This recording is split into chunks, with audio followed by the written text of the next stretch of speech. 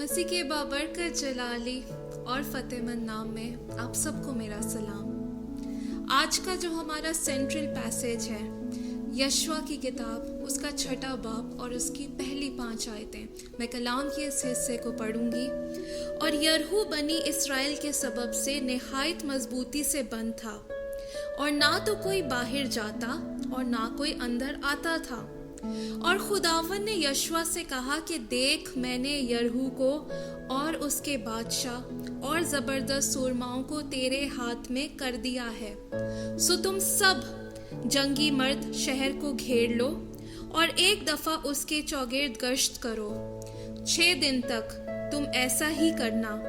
और 7 काहिन संदूक के आगे आगे मेंढों के सींगों के साथ नरसिंगे लिए हुए चले, और 7वें दिन तुम शहर के चारों तरफ 7 बार घूमना और काहिन नरसिंगे फूंके।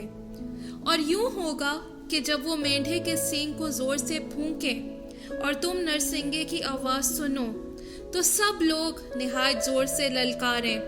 तब शहर की दीवार बिल्कुल गिर जाएगी और लोग अपने अपने सामने सीधे चढ़ जाएं। आमीन। 4 पॉइंट्स हैं जिसके बारे में मैं बात करूंगी, जो हम इस स्टोरी से, इस पैसेज से समझेंगे कि इस टाइम पर क्या हो रहा था। हम सबसे पहले देखें कि उनकी सिचुएशन, उनके सर्कमस्टांसेस क्या थे। वो मिस्र से निकले थे। 40 साल उन्होंने बियाबान का सफ़र काटा, विल्डरनेस में गुजारे, और अब वो प्रॉमिस्ड लैंड, उस वादे की सरजमीन की तरफ जाने को थे। It means that breakthrough was just around the corner. वो प्रॉमिस जो खुदावन ने उन्हें दिया था अब पूरा होने को था। वो 40 साल का इंतज़ार अब पूरा होने को था। और फाइनली जिस बात का खुदावन ने उससे वादा किया था, जो उन्हें प्रॉमिस लैंड के बारे में बताया था, they were very close to it. आमीन। फिर हम देख सकते हैं दूसरी बात कि खुदावन का उन लोगों के साथ वादा था।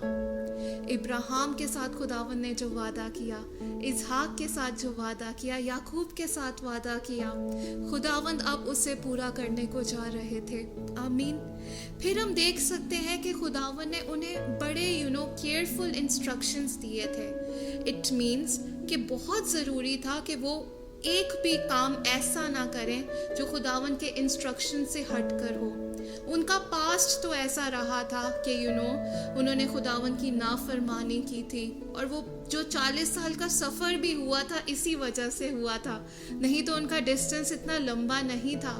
So it was very important for them कि वो ओबीडियंट हों। इट वॉज वेरी इम्पॉर्टेंट कि जैसा जैसा खुदावन ने उन्हें कहा है उस चीज़ से वो ज़रा सा ना बाएं ना दाएं मुड़े। आमीन।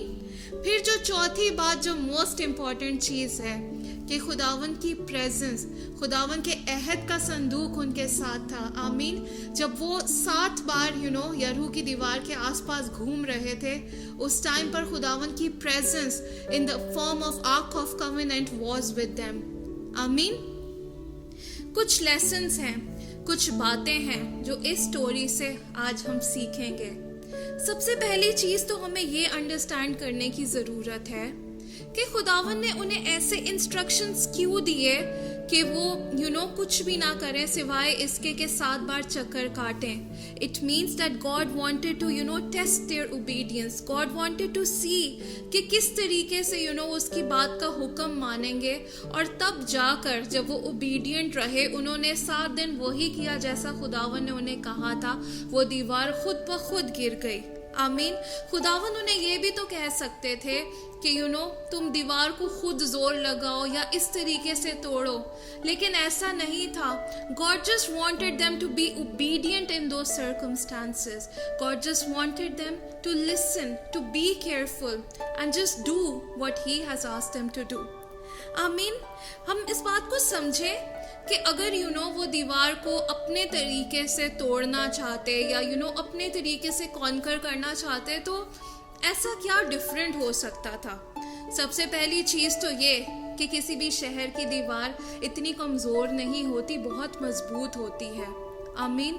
तो उसे तोड़ने के लिए उन्हें एक बहुत लंबा अरसा गुजरना था। जो काम उन्होंने खुदावन के कहे पर 7 दिन में कर दिया, अगर वो अपने एंड से करने की कोशिश करते तो it would have taken a lot of time. आमीन। दूसरी बात कि बहुत ज़्यादा ऐसे उनके एफर्ट्स लगते, जोर लगता, मटेरियल लगते, लोग लगते कि वो उस दीवार को तोड़ सकते। आमीन। फिर हम देख सकते हैं कि अगर वो उस दीवार को खुद तोड़ने की कोशिश करते तो एनिमीज अलर्ट हो जाते। वो लोग जो आसपास थे वो जान जाते कि कि ये लोग आ रहे हैं अब हमें कॉन्कर करने, और वो भी उन्हें उसी तरीके से अटैक करते। आमीन। तो इस बात को हमें समझने की ज़रूरत है कि हम कोई भी काम जब खुद से करना चाहें, कोई भी काम हम अपने ओन पे करना चाहें, it is very much possible कि कुछ गलत हो जाए। लेकिन जब हम खुदावन के हुक्मों को मानते हैं, जब हम उसके कहे के ऊपर चलते हैं, तो सब कुछ पॉसिबल हो जाता है, सब कुछ इजी हो जाता है। तब हमें अपने एफर्ट्स करने की भी ज़रूरत नहीं पड़ती, बल्कि खुदावंद खुद सब कुछ अपने कंट्रोल में ले लेता है। आमीन। आज हम देखें कि हमारे आसपास भी ऐसी कुछ दीवारें हैं, और मैं इस बात को समझ रही थी कि खुदावन ने क्यों बोला कि 6 दिन तक तो तुम एक काम करो और 7वें दिन तुम ये काम करो और उसके साथ साथ ललकारो भी। मैं यशवा उसके 6 बाब की 16 आयत आपके सामने पढ़ना चाहूंगी। और 7वीं बार ऐसा हुआ कि जब काहिनों ने नरसिंगे फूंके तो यशवा ने लोगों से कहा, ललकारो, क्योंकि खुदावन ने ये शहर तुमको दे दिया है। आमीन। उन 6 दिन क्या रिप्रेजेंट करते हैं? वो 6 दिन रिप्रेजेंट करते हैं ऑब्जर्वेशन को। 6 दिन रिप्रेजेंट करते हैं कि वो उस चीज़ को अंडरस्टैंड करना चाह रहे थे, वो उस चीज़ को समझना चाह रहे थे, उस जगह को समझना चाह रहे थे। आज हमारे आसपास भी ऐसी कुछ दीवारें हैं जो खड़ी हुई हैं, और अगर आज आप इस टाइम पीरियड में है कि वो 6 दिन का सफ़र है और आप आसपास ऑब्जर्व कर रहे हैं, तो आप उस काम को करते चले जाएं, क्योंकि 7वें दिन ऐसा होगा कि खुदावंद उस बात को आपके लिए पूरा कर देंगे। 7वें दिन खुदावंद वो शहर, खुदावंद 7वें दिन वो प्रॉमिस आपको ज़रूर देंगे। आमीन। फिर हम एक और बहुत ज़रूरी बात इस बात से समझें कि ना तो ज़ोर से ना तवानाई से, बल्कि मेरी रूह से रब्बुल अफ़वाज फरमाता है, ज़करिया उसके 6 बाब की 4 आयत। आमीन। तो कुछ चीज़ें आप अपनी मर्जी से, अपनी पावर में नहीं कर सकते, लेकिन जब खुदावंद आपके साथ होता है, जब खुदावंद का स्पिरिट आपके साथ होता है, तो सब कुछ आसान हो जाता है, सब कुछ मुमकिन हो जाता है। आज आप देखें कि आपके आसपास ऐसी कौन सी दीवारें हैं। हो सकता है कि वो कर्जे की दीवारें हो सकता है कि वो बीमारी की दीवारें हो सकता है कि आपकी मैरिटल इश्यूज हैं, हो सकता है कि बांझपन है, हो सकता है कि ऐसे मेंटल ट्रॉमास हैं, हो सकता है कि एडिक्शन की वॉल्स हैं, हो सकता है कि ऐसे स्ट्रॉन्ग होल्ड्स हैं, ऐसी बातें हैं, ऐसी दीवारें हैं जिनमें शैतान ने आपको कैद करके रखा हुआ है। आज आप ऑब्जर्व करें और हर एक दीवार इस बात के ऊपर ईमान रखें कि यस्सु के नाम में टूट जाएगी, क्योंकि खुदावन के लिए कुछ भी नामुमकिन नहीं। आपको इस बात के ऊपर फोकस करना है कि आप ओबीडियंट रहें, खुदावन की प्रेजेंस में रहें और उस प्रॉमिस का इंतज़ार करें, उस ब्रेक थ्रू का इंतज़ार करें जहां खुदा आपको लेकर जाने को है। खुदावंद आप सबको बहुत बरकत दे। हालेलुया। खुदावंद प्यारे बाप, हम आपका शुक्र करते हैं खुदावंदा हर एक बात के लिए। खुदावंदा शुक्र करते हैं खुदावंदा हम उन दीवारों के लिए खुदावंदा जो जिस भी सूरत में खुदावंदा हमारे सामने आ जाती हैं खुदावंदा, लेकिन हम इस बात के ऊपर ईमान रखते हैं कि ना तो ज़ोर से ना तवानाई से, बल्कि खुदा के रूह से। आज खुदावंदा हम इस बात पर ईमान रखते हैं कि हर एक दीवार जो हमारे सामने खड़ी है, तेरे पाक रूह की मदद से, तेरी मदद से वो ज़रूर गिर जाएगी। खुदावन मैं आपसे दुआ करती हूँ कि हमें हिम्मत दे, हमें हौसला दे कि हम आपकी ताबेदारी में रहें, और जो बात आपने हमें कही है खुदावंदा, जो बातें खुदावंदा आपके कलाम में लिखी हैं, हम उनसे फेरे ना।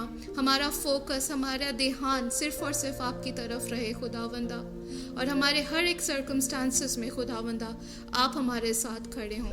सब कुछ आपसे मांगते और पा लेते हैं यस्सु के नाम में। आमीन। May God bless you all.